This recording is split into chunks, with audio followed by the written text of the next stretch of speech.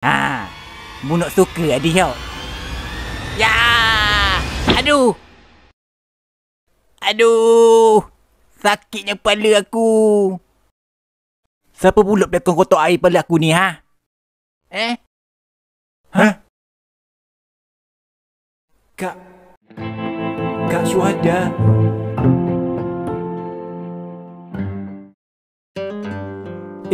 Buat apa pula lah Kak Syuhada mari sini?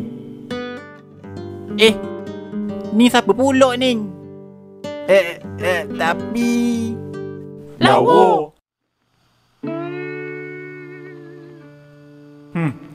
Ramai pula orang takut denganmu, Kak. Habis duk sebut lawa-lawa. Mula ngewang ngelang. Ning puak ni pula. Woi, Mung, Semek. Mung ke hop lekong kotak air pada aku ni?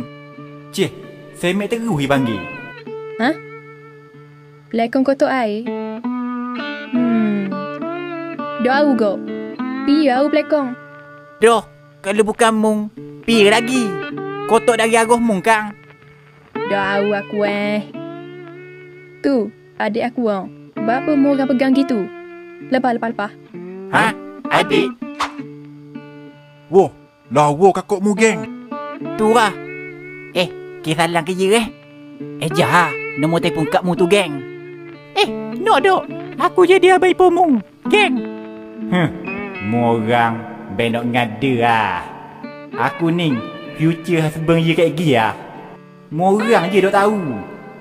Tapi Kak Syuhada pun dok tahu. Dia mung semua ngaruk. Tu, pegang molek mambang tu. Kan lepas pulak. Cik, nak lari gana. Aku dengan sakit perut gini. Hai. Alahai Kak. Bapa memari tanya-tanya gini. Aku pula jadi malu. Kak. Kawan apa sini? Lari Kak. Lari. Ha? Lari? Doh, Kak tengok Arif macam lembek je. Lembek? Hei, ni sebab kena tumbuk curi Kak, oi. Doh kan nak suruh Kak tinggal Arif gitu je. Lembek terus kena. Betul Kak. Adik Kak ni memang lembek. Kena tumbuk gitu je perut. Tapi lembek macam orang dah makan 3 hari.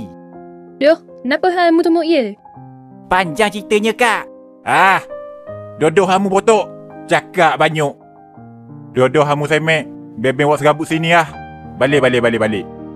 Aku kata adik aku tu. Lepas. Kan aku katok seko-seko kang. Ha? Katok?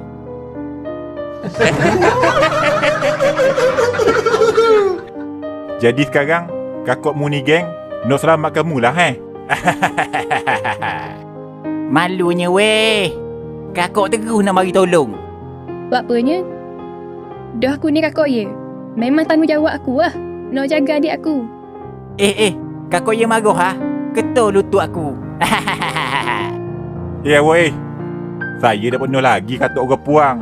Nok kau lawa macam awak Jadi, balik lah deh. Jangan masuk campur lah. Balik. Buat apa? Takut ke? Nak lawan orang puang? Mu cakap kenapa?